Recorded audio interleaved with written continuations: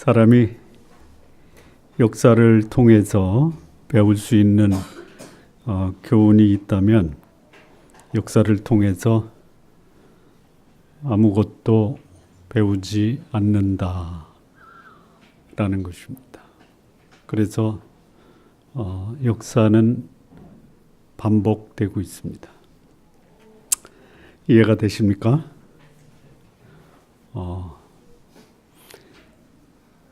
어떤 사람에게 있었던 불행한 역사가 저 사람에게는 있지만 나에게는 있을 수 없다라고 한 그 불행이 나에게도 재현될 수가 있습니다. 저 사람이 저래서 저런 불행을 겪고 있구나.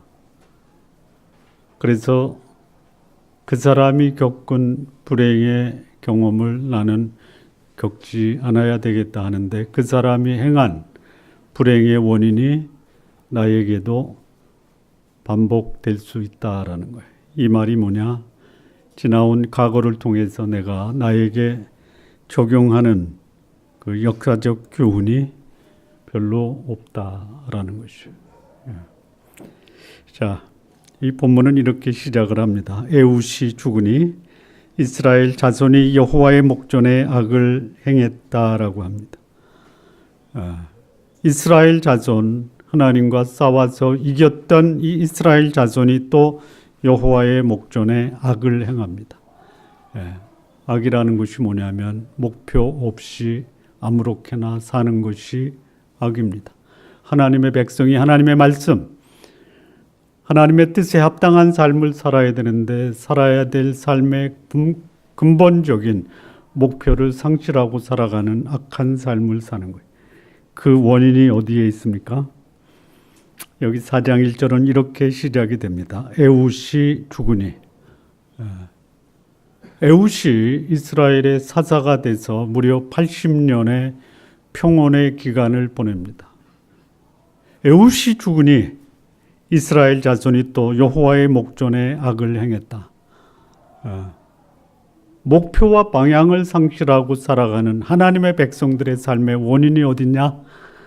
목표와 방향을 갖고 이스라엘 민족을 지도했던 지도자가 세상을 떠나니까 백성들은 뿔뿔이 헤어지고 자기 뜻대로 인생을 살아가는 악한 삶을 살았다라는 것이죠.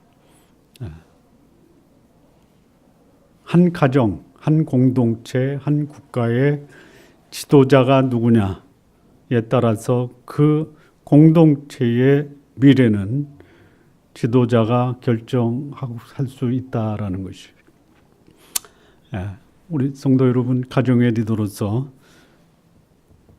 바른 방향과 목표를 가지고 한 가정의 가장이 되시기를 바랍니다. 가정이 한 가장에 의해서 그 가정의 미래가 어떠냐가 결정이 됩니다.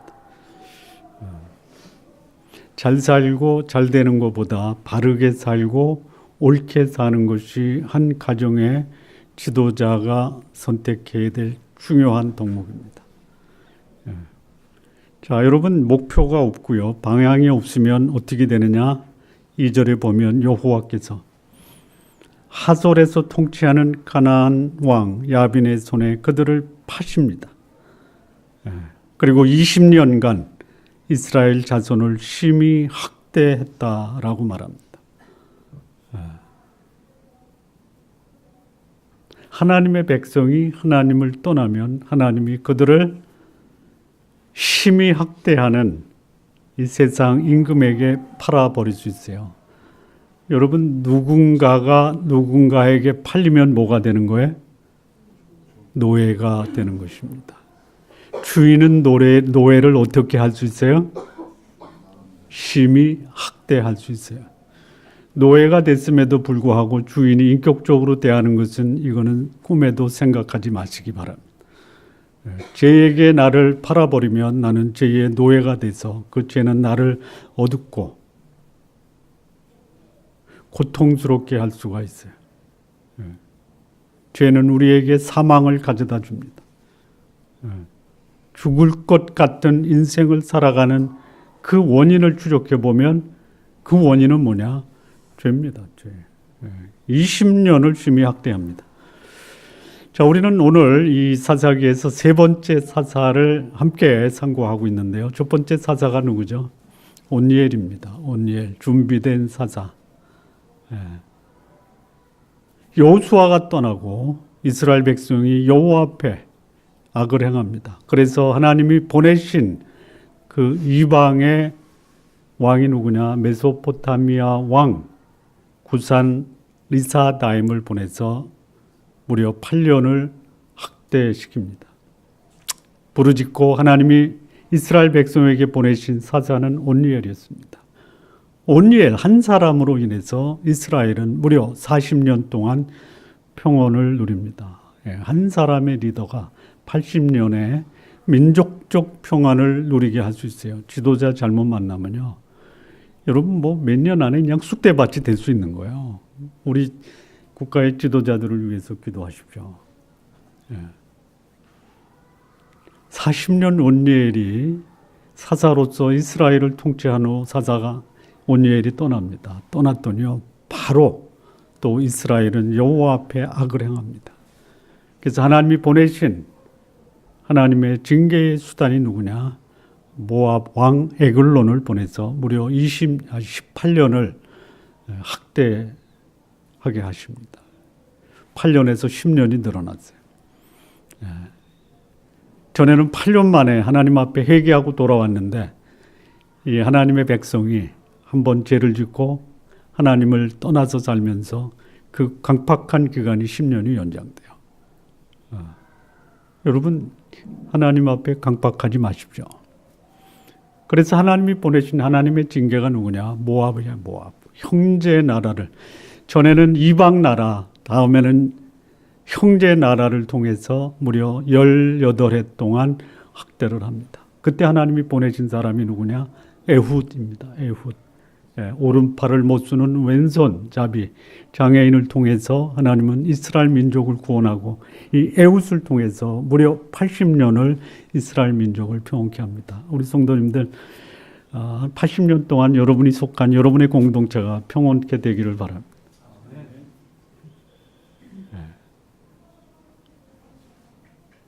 에훗이 세상을 떠났어요. 오늘 본문이 그렇게 시작을 합니다. 에훗이 세상을 떠나요. 죽으니 이스라엘 백성이 또 여호와 앞에 악을 행했다.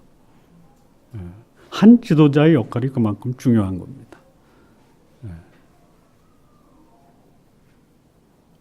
80년 동안 평안을 누렸던 이스라엘 백성이 에훗이 떠나자마자 그냥 순식간에 그 공동체의 평안이 사라지는 것이에요. 우리 성도님들은 평온의 주인공이 되시기 바랍니다. 평온의 주인공. 잘 사는 것이 평온의 지름길이 아닙니다. 바르게 사는 것이 평온의 지름길입니다. 하나님, 나는 잘 살 수는 없어도 바르게 살 수는 있습니다. 여러분 잘 살고요, 높이 올라가는 건 여러분 능력입니다. 근데 바르게 사는 것은 여러분의 선택이에요. 바르게 사시기 바랍니다. 여러분 뭐니 해도 제일 복이 뭡니까? 뱃속 편한 거예요. 바르게 사시면서 평온케 사시기 바랍니다. 20년이에요, 20년. 야빈왕, 여기는 가나안 왕인데요. 전에는 메소포타미아, 굉장히 먼 데 있는 나라예요. 두 번째는 모압의 인근 나라예요. 세 번째는 내 안에 있는 가나안 땅에 있는 왕 야빈을 통해서 이스라엘 백성을 무려 20년 동안 심히 학대하게 하십니다. 20년. 더 늘어났어요. 20년 만에 이스라엘 백성이 여호와께 회개하고 부르짖고 돌아옵니다. 그래서 붙여준 하나님의 사람이 누구냐? 여선지자 드보라가 이스라엘의 사사가 됩니다. 자, 하나님이 쓰시는 사람, 남성도 쓰시고 여성도 쓰십니다. 남성과 여성의 차이가 있습니까? 없습니까? 하나님이 쓰실 때 남성을 우대하시고 남성이 없으면 여성을 쓰십니까? 아니면 하나님은 남성도 쓰시고 여성도 쓰십니까? 다 쓰세요. 근데 가치의 차이는 없는데요. 역할의 차이는 있습니다. 역할의 차이. 여기 보면은 이 드보라가 하나님의 음성을 듣고 하나님의 말씀으로 백성들을 재판했다라는 것이죠. 왜 그랬을까요? 그 역할을 할 남자가 없었다라고 보시면 됩니다.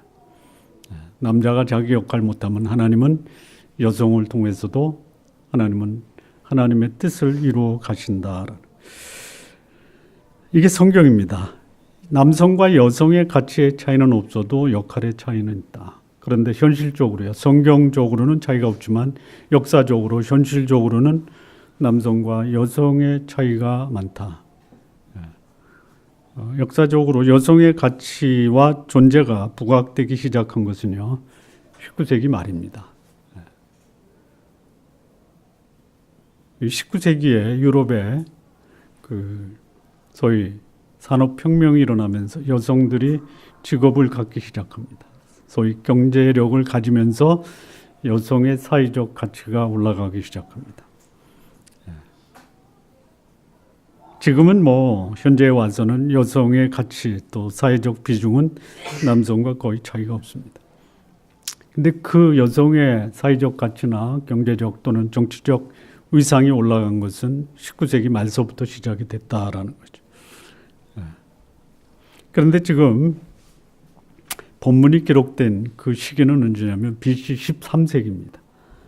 BC 1200년 전의 일입니다. 지금으로부터 무려 3200년 전 일입니다. 그 당시 여성의 가치는 거의 없다 이렇게 보셔도 돼요. 성경이 그렇게 말하는 것이 아니라 당시의 사회상이 그렇습니다. 여러분 19세기 전 18세기, 19세기 초반까지만 해도요. 유럽. 여성이 시집올 때 결혼할 때 지참금을 가져오는 그 순간 그 재산은 누구에게 기속이 되냐면 남편에게 기속이 됩니다. 남편이 일찍 세상을 떠나면 다시 그 재산을 가지고 친정으로 돌아가면 그 재산은 친정 아버지에게 다시 기속이 돼요. 여성은 경제권이 없었다라는 뿐만 아니라 정치에 참여하는 권한도 여성은 없었어요. 그런 식이에요. 그런데 13세기경의 여성의 역할은 가정에서 가정을 돌보는 것이 전부였다 이렇게 되는 거예요. 그런데 그 시대에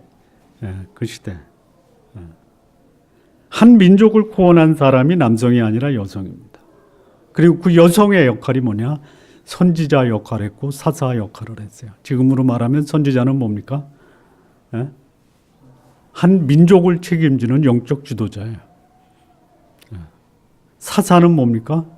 당시에 정치, 경제, 행정을 관장하고 사법까지 관장하는 지도자예요. 저는 이 말씀에서 하나님 나라, 신앙의 공동체에는 여성 지도자의 역할이 얼마든지 크게 행사될 수 있어야 된다라고 생각을 합니다. 한국교회 여성 목사 안수가 굉장히 최근의 일입니다. 아직도 여성 목사 안수를 거부하고 있는 교단이 있어요. 저는 성경 이 말씀을 비춰봤을 때 빨리 그거를 개방해야 된다라고 생각하는 사람입니다. 하나님이 남성을 사용하세요. 그런데 여성도 얼마든지 사용하셔서 하나님의 위대한 일을 이루신다. 자, 우리 사사기 4장 1절에서 10절을 읽을 때요. 이 드보라가 택한 그 다음에 사사는 누구냐면 바락이라는 사사인데요. 바락이 사사로 선임이 되는데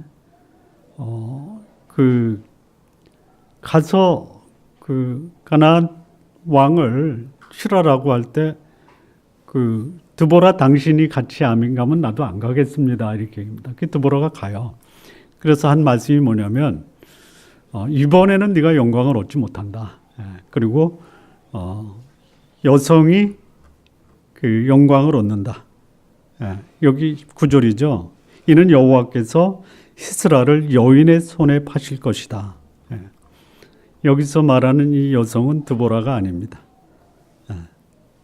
드보라가 아니고 야일이라고 하는 여성입니다. 야일. 예. 그래서 하나님의 그 역사를 보면은요, 결정적인 때에 하나님은 여성도 얼마든지 하나님의 위대한 일을 위해서 사용하실 수 있다. 우리 여성도 여러분, 하나님 저도 쓰시겠네요. 쓰시겠다라고 하시면 하나님 앞에 우리 여성도님도 저를 쓰시기 바랍니다라고 들으시기 바랍니다. 여기 시스라가 누구냐면요, 가나안 왕 야빈의 군대 장관, 무려 900대의 전차를 운영하는 최고의 장수를 한 여성이 이 시스라를 죽이는데 결정적 역할을 합니다. 예. 자, 앞서 에훗이 죽으니 이스라엘 백성이 여호와 앞에 악을 행해요. 한 사람이 중요하다라는 거예요. 예. 가나안 왕 야빈의 군대 장관 시스라가 죽어요. 그러면 그 군대는 그냥 무너지는 거예요. 무너지는 거예요. 예. 거기에 누구를 쓰시느냐? 하나님이 여성을 쓰셨습니다. 자, 이 본문의 주인공은 야일이 아니라 드보라입니다. 드보라. 하나님이 드보라를 쓰셨던 그 이유는 무엇인가? 몇 가지 함께 교훈을 생각해 보겠습니다. 첫 번째 4절 5절 말씀인데요. 그때에 라비도베 아내 여선지자 드보라가 이스라엘의 사사가 되었는데 그는 에브라임 산지 라마와 베델 사이 드보라의 종려나무 아래에 거주하였고 이스라엘 자손은 그에게 나와 재판을 받더라. 여기 드보라를 뭐라고 하냐면 여선지자라고 합니다. 그리고 사사라고 합니다. 하나님이 이 드보라를 쓰신 이유가 뭐냐? 그를 쓰시려고 선지자로 만들었느냐? 그럴 수도 있는데요. 그는 하나님과 소통하는 사람이에요. 선지자가 뭡니까? 하나님의 말씀을 받고 그 말씀을 백성들에게 전하는 사람이에요. 그럴 수 있어요. 하나님이 전혀 하나님과 소통하는 사람 불러서 소통하시고 일을 주실 수 있는데요. 거의 없습니다. 하나님과 소통하는 사람을 하나님은 그에게 말씀을 맡기고 하나님의 뜻을 전하고 그것을 백성들에게 전하게 하시는 거예요. 사사입니다. 하나님이 말씀을 전하는 그 사람에게 또 다른 역할을 부여하신 거예요. 사사, 재판관입니다. 재판관은 단순히 사법 재판관이 아니라 정치, 행정, 경제, 사법 다 맡겨서 하나님은 이 드보라를 하나님의 사람으로 사용을 하셨습니다. 근데 여기 그 드보라를 설명할 때 라비도베 아내 이렇게 나옵니다. 라비도. 그리고 드보라, 라비돔과 드보라 이름이 뜻이 있는데요. 라비돔의 뜻은 뭐냐? 횃불입니다. 횃불. 어쩌면 어두운 시대를 자기 아내가 걸어갈 때 그 앞에서 횃불로 길을 밝혀준 사람이 아닌가 이렇게 추정해 보는 거. 이름만 가지고요. 그리고 드보라는 무슨 뜻이냐? 꿀벌입니다. 꿀. 백성들에게 달콤한 꿀을 전해주는 사람. 이름값을 했다 이렇게 봅니다. 한 시대에 강력한 영향을 행사한 여인 배우의 드보라의 남편 라비돔이라는 사람이 있었다라는 것도 생각해 볼 필요가 있습니다. 한 남자가 한 여성의 그건 외조라고 하죠. 외조. 외조를 하는 것도 기쁨이 있습니다. 내조하는 기쁨보다 외조하는 기쁨이 크다라는 거 아십니까? 모르시구나. 혹시 외조하는 분이 계시면 기쁨으로 하시기 바랍니다.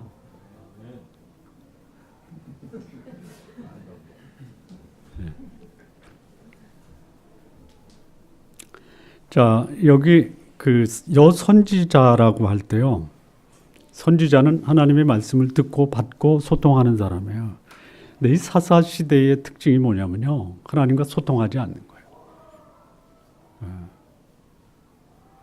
그 마지막 사사가 누구냐면 사무엘입니다.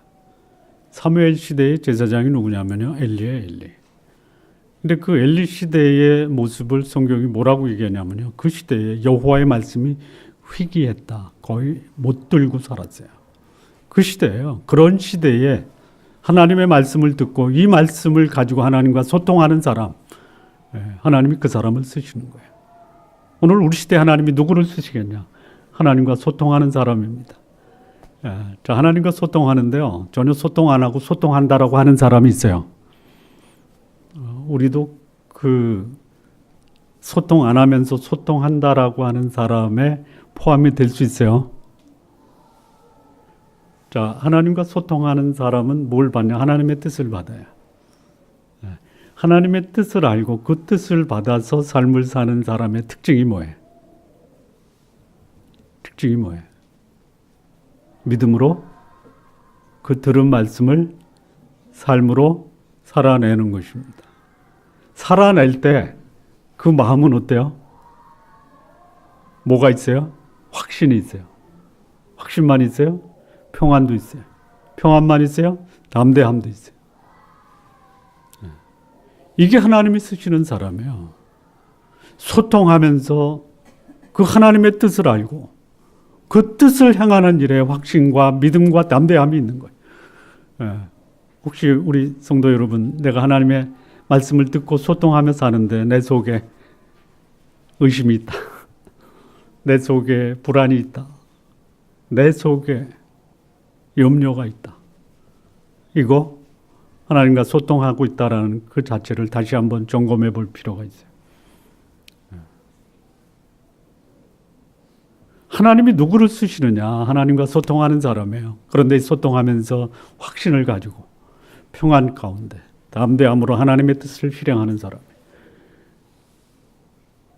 우리가 불안한 이유가 뭐예요? 도대체 내 인생을 향한 하나님의 뜻이 무엇이냐? 그거에 대한 확신이 없는 거예요. 이것이 분명한 하나님의 뜻이다. 믿음으로 받아들여야죠. 여러분, 믿고 있는 사람은요, 믿는 구석이 있잖아요. 믿는 구석이 있다라는 것을 뭘로 증명해요? 마음의 평안으로 증명을 해야 돼요. 그리고 인생을 강하고 담대하게 살아갈 수가 있는 거예요. 우리 성도님들, 하나님이 쓰시는 믿음의 사람, 하나님의 말씀으로 소통하고 그 말씀을 의지하면서 확신과 평안과 담대함으로 살아가시기를 바랍니다. 이 드보라가 그 바락한테 얘기할 때도요, 그가 하나님께 들은 말씀을 전합니다. 6절 보면요, 후반 6절 중반부부터 보면 이스라엘 하나님 여호와께서 이같이 명령하지 아니하셨느냐. 하나님의 말씀을 받아서 전달하는 거예요. 여러분, 누군가에게 위로하고 또 그에게 힘을 줄 때 여러분의 경험, 판단 좋습니다. 하십시오. 그것도 위로가 됩니다. 내가 전에 이런 일을 해보니까 이렇게 됐더라. 그게 뭐예요? 컨설팅 아니에요. 하십시오. 그런데 하나님의 사람이라면 하나님이 나에게 말씀하신 것으로 다른 사람을 위로하고 다른 사람에게 힘을 불어넣어 주시는 그런 성도님들, 하나님의 말씀에 근거해서 사람들을 위로하고 격려하는 성도님들 되시기 바랍니다. 두 번째는요, 6절에서 7절인데요. 중반부 6절 중반부부터 보겠습니다. 이스라엘의 하나님 여호와께서 이같이 명령하지 아니하셨느냐? 너는 납달리 자손과 스불론 자손 10,000명을 거느리고 다볼산으로 가라. 내가 야빈의 군대 장관 시스라와 그의 병거들과 그의 무리를 기손 강으로 이끌어 내게 이르게 하고 그를 내 손에 넘겨주리라. 하나님과 소통하는 사람은요, 하나님의 약속에 근거해서 자신의 미래를 진단하고 전쟁의 승리를 확신하는 거예요. 여러분, 미래를 보기를 원하십니까? 미래 보고 싶지 않으세요? 보지 마세요, 그럼. 보려고 하지 마시고요. 하나님의 음성에 귀를 기울이십시오. 보고 믿는 것보다 듣고 믿는 것이 훨씬 복됩니다. 하나님께 들은 이 말씀으로 이 드보라는 바락에게 전쟁의 승리를 선포하는 거예요. 자, 여기 굉장히 중요한 또 놀라운 표현이 있는데요. 여기 10,000명이 있어요. 여러분, 10,000명이 이 가나안 왕 야빈의 군대 장관 시스라와 병거들과 무리를 이긴 겁니까? 아니면 여기 보면요. 7절 후반부에 그를 내 손에 넘겨주리라. 바락 한 사람 손에 하나님이 이 가나안 왕 야빈의 군대 장관, 소위 전차 700대인가요? 900대인가요? 예? 누구 손에 넘겨준 거예요? 누구 손에? 내 손에, 내 손, 그를 내 손에 넘겨준다. 예, 맡긴다라는 거야. 예, 마음대로 처리하라는 거야. 누구 손에? 바락 손에. 한 사람에 한 사람. 아유, 제 한자 가지고 어떻게 할까요? 하나님은 한 사람을 사용하셔서 감당할 수 없는 그 위대한 일을 이루시는 분이에요. 예, 그 약속의 말씀을 믿은 거예요. 예, 드보라가 한 사람의 믿음이 또 다른 사람에게 전달될 때 그가 하나님의 능력으로 민족에 풀 수 없었던 그 수건을 해결하는 해결자가 되게 하신다는 거예요. 문제는 뭐냐? 나에게 주신 약속이 무엇이냐? 그거 받으시기 바랍니다. 왜 나를 통해서 하나님의 역사가 안 이루어져요? 불신이에요, 불신. 의심이에요. 자, 성경 히브리서 4장 2절을 보면요. 그들과 같이 우리도 복음 전함을 받은 자이나 들은 바 그 말씀이 그들에게 유익하지 못한 것은 듣는 자가 믿음과 결부시키지 아니함이라. 자, 믿음의 반대가 뭐죠? 의심이에요, 의심. 불신이에요. 안 믿어요. 하나님의 말씀을 읽을 때요. 이 말씀이 나를 향한 전능하신 하나님의 약속이다라고 받고 그 말씀에 순종하는 사람에게 그 말씀의 능력이 나타납니다. 안 믿어요. 불신이에요. 못 믿어요. 의심해요. 하나님의 능력이 없는 게 아니라 나의 의심과 불신이 하나님의 역사가 내 속에 나타나지 않는 거예요. 여러분, 우리 성도님들 혼자 스스로 자력으로 문제 해결하면요, 믿음 필요 없어요?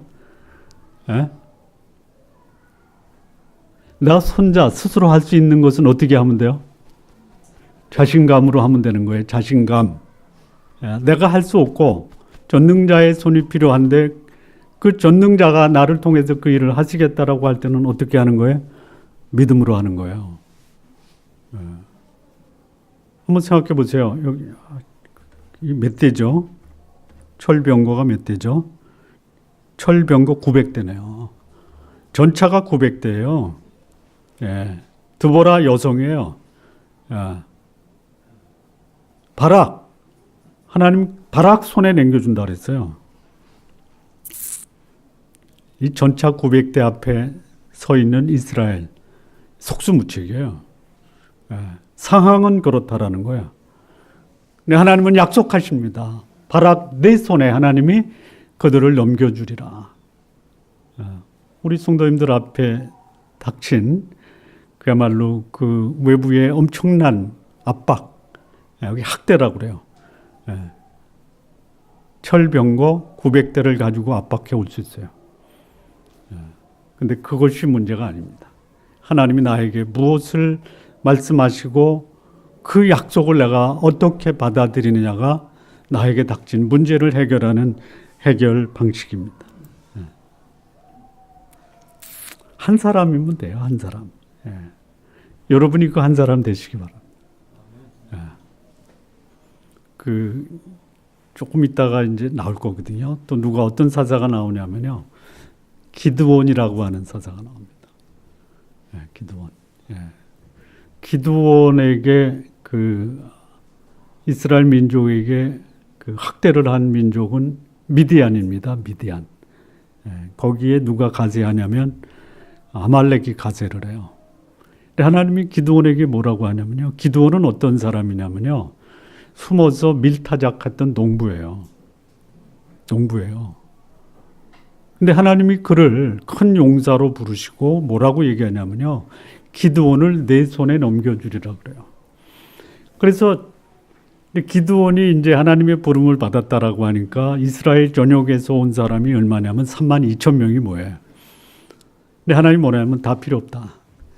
32,000명 중에 전쟁을 두려워하거나 뭐 참여할 의사가 없는 사람 보내라. 그래서 다 보내죠. 몇 명이 남죠? 10,000명이 남아요. 그것도 너무 많다.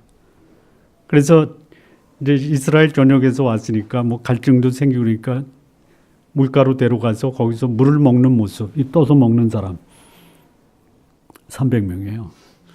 여러분 300명이 한 게 뭐예요? 미디안족을 쳐서 죽인 그런 역할을 했습니까? 아니면 항아리에 횃불 들고 가서 깨트린 거 봐. 소리 지르는 그거밖에 없어요. 그러니까 하나님이 약속하시면요. 하나님이 행하시는 방법은요. 그야말로 우리의 인간적 이성과 상식을 가지고는 도저히 이해할 수 없는 상상을 초월하는 이성을 뛰어넘는 하나님의 방법으로 하나님이 역사하세요. 그 역사가 우리 성도님들의 삶 속에서 나타나기를 진심으로 바랍니다. 저도 그런 하나님의 역사 앞에 하나님 저에게도 그런 역사를 이루어 주십시오라고 간구합니다. 별것도 아닌 문제인데도 여기 이 미디안 군대가 몇 명이냐면 15만 명이에요. 15만 명. 여러분 당시 BC 13세기 그 당시에 15만 명의 군인이 있어요. 철병거 900대가 있어요. 감당하기가 어려워요. 그 이스라엘 백성이 그 바락에게 나온 숫자가 얼마냐? 스불론과 납달리에 불과 10,000명이에요. 10,000명. 그거 가지고 하나님이 역사하는 거예요. 하나님이 한 사람을 통해서 역사하시면요. 한 사람이 역사를 뒤집어 엎는 거예요. 우리 성도님들 그런 한 사람 되시기를 바랍니다.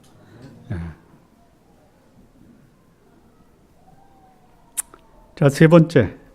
하나님이 드보라를 쓰신 이유가 뭐냐. 8절에서 9절인데요. 여기는 제가 읽지 않고요. 바락이라는 사람을 찾아서 일을 맡겼다라는 거예요. 바락. 근데 이 바락이 어떤 사람이냐면요. 8절 한번 좀 보시면요. 바락이 그에게 이르되 만일 당신이 나와 함께 가면 내가 가려니와 만일 당신이 나와 함께 가지 아니하면 나도 가지 않겠노라 하니. 이 말을 보면요. 이 바락의 모습이요. 어떤 모습이에요? 그 드보라 없이는 아무것도 못하는 사람처럼 보이죠. 맞아요. 맞아요. 근데 이게요. 소위 그 오늘날 말로 표현하면 그 마마보이입니까? 마마보이입니까? 마마보이가 뭔지 아시죠? 엄마 없이는 아무것도 못해. 그런 모습처럼 보이는데 그 모습이 아닙니다. 그런 모습이 아니에요. 이 모습은 뭐냐면요. 드보라 당신은 저에게 어머니고 드보라 당신은 하나님이 나에게 보낸 사사고 하나님의 말씀을 저에게 주시는 선지자이기 때문에 저는 당신을 하나님처럼 섬깁니다라는 영적 리더십에 대한 그 권위 인정이에요. 자, 이 얘기를 어디서 볼 수 있냐면요. 그 출애굽기 33장 15절에 보면요. 모세가 이스라엘 백성이 하나님 앞에 범죄하고 하나님이 더 이상 이스라엘과 같이 함께 그 광야에서 가나안까지 들어가고 싶은 마음이 없으셨어요. 그래서 하나님이 너는 올라가라. 내가 너를 가나안까지 인도하겠다. 그러나 나는 안 가겠다. 하나님이 말씀하세요. 그때 모세가 하나님께 뭐라고 기도하냐면요. 출애굽기 33장 15절입니다. 모세가 여호와께 아뢰되 주께서 친히 가지 아니하시려거든 우리를 이곳에서 올려보내지 마옵소서. 이 말씀과 바락이 드보락이 한 말이 거의 일맥상통하다라는. 하나님의 사람이 하나님의 뜻을 따라서 살아가는 것. 때로는 하나님이 직접 인도하시기도 하고요. 때로는 하나님이 사람을 통해서 역사하실 수도 있어요. 자, 오늘날 그 교회의 그 후임자, 뭐 세습은 빼놓고요. 그거는 얘기하지 말고요. 뭐 세습 얘기하니까 선지자들, 제사장들이 세습을 했지. 여러분 목사는 제사장이 아닙니다. 우리 모두가 다 제사장이에요. 그래서 여러분의 자손을 여러분과 똑같은 하나님의 제사장으로 잘 양육해야 됩니다. 교회를 세습하라는 것이 아니에요. 자, 그런데요. 그야말로 미련 없이 떠나는 목사님도 계시죠. 예? 그 이임 예배를 드리고 거기서 그냥 낙향하는 분도 있어요. 예. 근데 어느 목사님은 은퇴를 하시고 뒤에서 후견인 역할도 하세요. 자, 어느 게 성경적입니까? 어떤 게? 둘 다. 둘 다. 개인의 믿음으로 하나님이 나 떠난다. 그러면 안 돼, 떠나지 마. 이렇게 하시겠어요? 근데 또 어느 목사님은 나는 내 그 후계자에게 내 영적 자산을 남겨주고 뒤에서 후견으로 남겠다. 믿음으로 그렇게 하시면 되는 거예요. 문제는 그게 아니잖아요. 자, 여기 그 드보라와 바락의 관계는 미련 없이 드보라가 떠납니까? 아니면 뒤에서 바락을 도와줍니까? 예? 도와줘요. 한 사람을 세워서 그가 스스로 자력으로 한 민족의 지도자가 될 때까지 밀어주는 거예요. 아름다운 모습입니다. 어떤 분이 그래요. 이 목사님 이제 떠나시죠. 근데 그 목사님 마음속에 미련이 있는 게 아니고, 그 목사가, 후임 목사가 견고하게 쓸 때까지 좀 도와주고 싶은 거예요. 근데 그 도움을 받는 목사가 담임 목사를 거부하고 반역을 끼칠 수도 있어요. 뭐 그러게 이제 오늘날 많이 일어납니다. 그런 문제가 아니고요. 여기 드보라와 바락의 관계는 뭐냐? 하나님이 세우신 영적 리더로서의 권위를 인정할 뿐만이 아니라 그 드보라, 하나님이 세운 영적 지도자 드보라의 도움을 구하는 이런 아주 인격적 신뢰 관계를 형성한 이 모습을 보여주는 게 참 보기 좋고 아름다운 모습이다. 이렇게 생각을 합니다. 사람을 세울 때 영적 권위를 인정하는 후계자, 그리고 그를 잘 도와서 공동체가 견고하게 세워지는 그런 후견자의 모습이 오늘 우리에게 감동을 줍니다. 이 드보라의 리더십이 뭐냐? 하나님의 안목으로 사람을 세우고 끝까지 그를 지원하고 동행하면서 자신이 세운 리더가 견고한 리더로서 역할을 다하기까지 뒤에서 지원하는 이런 모습, 이게 하나님이 드보라를 쓰신 이유가 될 수 있다라는 것입니다. 마무리 짓겠습니다. 하나님이 세우는 사람, 하나님이 세우신 사람, 남성일 수도 있고 여성일 수도 있어요. 상관없습니다. 우리 여성도님들, 하나님이 성도님들을 쓰시겠다라고 하실 때 하나님이 나도 쓰시는구나 믿음으로 받으시기 바랍니다. 그런데 하나님이 쓰시는 남성이든 여성이든 어떤 사람을 쓰시느냐? 하나님의 음성에 귀를 기울이는 사람이에요. 그리고 그 들은 말씀으로 내가 속해 있는 공동체에 하나님의 말씀으로 선한 영향을 행사할 수 있어야 된다는 거예요. 여러분, 지도자가 쓰지 말아야 될 그 표현이 있거든요. 나 어떻게 하지 마셔야 돼요. 그럼 어떤 말을 써야 돼요? 하나님이 뭐라고 말씀하시는가? 이런 표현을 하셔야 됩니다. 또한 공동체가 위기를 당할 때 하나님의 약속의 말씀에 의지해서 하나님이 이 위기를 극복하시겠다라는 믿음의 안목으로 하나님의 약속을 믿고 신뢰하는, 그래서 마음의 평안으로 담대하게 하나님의 약속을 추진하는 이런 삶을 사셔야 됩니다. 뿐만 아니라 자신을 대신할 믿음의 후계자를 세워서 다음 세대를 이끌게 할 수 있어야 돼요. 여러분, 성경 역사가 후대에 평가할 때요, 믿음의 영웅의 그 계열 속에 드보라가 들어갈까요? 안 들어갈까요? 드보라가 들어갈까요? 안 들어갈까요? 잘 모르겠다. 안 들어갑니다. 그럼 바락은 들어갈까요? 안 들어갈까요? 들어갑니다. 들어가요. 히브리서 11장이 믿음의 장인데요. 히브리서 11장 32절을 보면요, 내가 무슨 말을 더하리요? 기드온, 바락, 삼손, 입다, 다윗 및 사무엘과 선지자들의 일을 말하려면 내게 시간이 부족하리다. 그들은 믿음으로 나라를 이기기도 하며 의를 행하기도 하며 약속을 받기도 하며 사자의 입을 막기도 했다. 드보라가 위대하지 않아서 빠진 게 아니에요. 예. 그런데 성경은 드보라가 아닌 바락을 믿음의 영웅에 올려놨다라는 것이에요. 이 바락을 세워서 믿음의 영웅으로 올린 사람이 누구냐? 드보라예요. 여러분 드보라의 역할을 하십시오. 내가 누구를 세웠느냐? 역사에 남을 수 있는 인물을 세우시는 성도님들 되시고요. 우리 교회도 우리 시대의 바람직한 하나님의 사람, 리더로서의 바람직한 사람을 세울 수 있는 건강한 신앙의 공동체 될 수 있도록 기도해 주시기를 진심으로 부탁을 드립니다. 기도하시겠습니다.